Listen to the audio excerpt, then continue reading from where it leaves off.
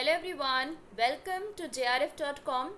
आज की वीडियो में डिस्कस करने के लिए जो टॉपिक मैंने सेलेक्ट किया है वो है कंपनीज एक्ट 2013। आज हम डिस्कस करेंगे कि कंपनीज एक्ट 2013 कंपनीज एक्ट 1956 से अलग कैसे है, वो क्या स्पेशल अमेंडमेंट था जिसकी वजह से ये एक्ट 1956 एक्ट से अलग हो जाता है। Eight the same time will also discuss क्या एसेंशियल फीचर्स होते हैं of a company, winding up of a company, all these things, joint stock companies क्या होती हैं, ये सब कुछ हम आज डिस्कस करेंगे। At the same time I just want to remind you कि कंपनीज एक्ट 1956 के बारे में पढ़ने के लिए आप मेरी पिछली वीडियो लीगल एनवायरनमेंट जो कि यूनिट 1 में मेंशन है अंडर द प्लेलिस्ट, उसको जा करके आप देख सकते हो। उसमें मैंने कंपनीज एक्ट 1956 उसके स्पेशल फीचर्स उसमें डिस्क्राइब किए हुए हैं। सो आज की वीडियो में हम सिर्फ और सिर्फ कंपनीज एक्ट 2013 के बारे में फोकस करेंगे, जो कि again it's the only important thing as far as unit 9 is concerned, right. So आज की वीडियो स्टार्ट करते हैं, बट स्टार्ट करने से पहले as you all know, let me remind you, please do like, share and subscribe the channel. Please share and subscribe and be regular with the channel for all the latest updates. Let's start today's video without wasting any further time. सबसे पहले तो ये समझ लेते हैं कि वो क्या एक इम्पॉर्टेंट फैक्टर था, वो क्या एक इम्पॉर्टेंट अमेंडमेंट था जिसकी वजह से कंपनीज एक्ट 2013 कंपनीज एक्ट 1956 से अलग हो जाती है। और वो एक इम्पॉर्टेंट फैक्टर जो था वो था involvement of number of persons to form a company. अगर हम कंपनीज एक्ट 1956 की बात करते हैं तो उसके अकॉर्डिंग कम से कम 2 लोग रिक्वायर्ड होते हैं टू फॉर्म अ कंपनी, ठीक है, जो कि एज मेंबर्स या एज शेयर होल्डर्स एक्ट करेंगे। लेकिन जहाँ तक बात करें कंपनीज एक्ट 2013 की, तो इस एक्ट ने एक नया कॉन्सेप्ट इंट्रोड्यूस किया था कि सिर्फ एक पर्सन के इन्वॉल्वमेंट से भी, एक पर्सन भी एज अ मेंबर या शेयर होल्डर अगर अपनी कंपनी स्टार्ट करना चाहता है तो वो उसको स्टार्ट कर सकता है, कोई रिस्ट्रिक्शंस नहीं है, और उस कंपनी को वो as a private limited company register कर सकता है, ठीक है। उसके बाद कंपनीज एक्ट 2013 के अंदर अ कंपनी में be formed by for any lawful purpose, right? Now whenever you're setting up a company, it's but obvious that you are not going to involve yourself into any illegal business, so for any lawful purpose the company can be set up with just one member or shareholder, right? Proceeding further, essential features of a company देख लेते हैं। सबसे पहला registration, जो कि but obvious compulsory है। उसके बाद separate legal entity, distinct person, परपीचुअल succession, artificial person but not a citizen, transferable shares, limited liability, common seal, separate property, capacity to sue and be sued, right? These are the essential features of a company, and we have done it a number of times. We have been doing it since class 11-12, so I just hope it's clear to you all. This is just a quick revision कि आपको याद रहे और ध्यान में रहे कि क्या क्या एसेंशियल फीचर्स हैं कंपनी के। एक दो बार ये एग्जामिनेशन में एज अ क्वेश्चन आ चुका है, कुछ ऑप्शंस दिए रहते हैं कि इसमें से कौन से रेलिवेंट फीचर्स हैं, एसेंशियल फीचर्स हैं टू फॉर्म अ कंपनी। तो ये फीचर्स एकदम दिमाग में अच्छे से फिट कर लो and go ahead while solving the questions. आगे बढ़ते हैं, क्लासिफिकेशन ऑफ अ कंपनी। सबसे पहले बात करते हैं on the basis of size. On the basis of size यानी कि the size of the company, that is whether the company is a big a small or a medium scale, ठीक है, ये सब कुछ आएगा। उसके बाद on the basis of number of members, अगर 1 पर्सन कंपनी है तो इफ़ इट इज़ परमिटेड तो it is permitted under companies act 2013, वो हो जाएगा 1 मेंबर पर्सन कंपनी। उसके बाद प्राइवेट कंपनी जिसमें मिनिमम मेंबर्स जो रिक्वायर्ड हैं वो हैं 2, लेकिन कंपनीज एक्ट 2013 के अंदर वो 1 हो चुका है अब, राइट। और जो मैक्सिमम मेंबर्स हैं प्राइवेट कंपनी के लिए वो हो जाता है 200। फिर बात करते हैं इसी में on the basis of number of members में पब्लिक कंपनी, जिसमें मिनिमम रिक्वायरमेंट 7 है पब्लिक कंपनी के लिए और मैक्सिमम रिक्वायरमेंट की कोई लिमिट नहीं है।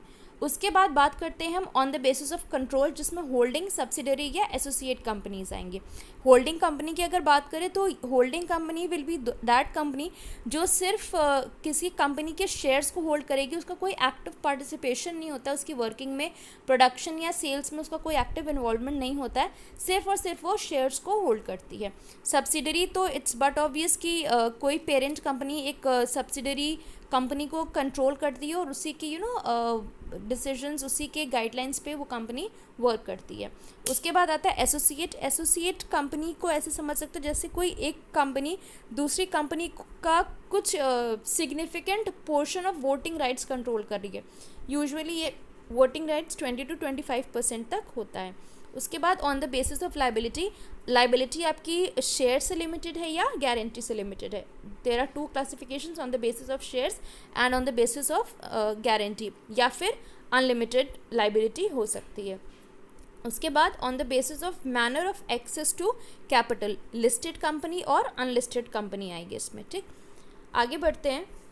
मीटिंग्स की बात कर लेते हैं। एज पर कंपनीज एक्ट 2013, तो according to section 96(1) of the companies act 2013, every company, public and private, is required to hold one general meeting in a year supervised by its directors to evaluate the progress of the company and plan future course of action, which is known as annual general meeting.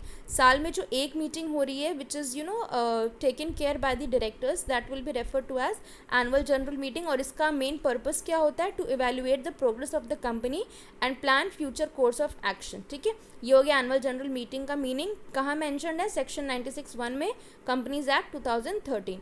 Extraordinary general meetings क्या होती हैं? कहाँ mention है? Section 100 में mention है, same act, companies act 2013। It lays down the guidelines for the board to call a general meeting extraordinary in nature to deliberate upon some matter requiring immediate attention. किसी भी कह सकते हो urgent basis पे जो meetings call की जा रही हैं, या जो किसी एक स्पेसिफिक प्रॉब्लम को एड्रेस करने के लिए जो मीटिंग्स कॉल आउट की जा रही हैं, वो हो जाती है हमारी एक्स्ट्राऑर्डिनरी जनरल मीटिंग्स।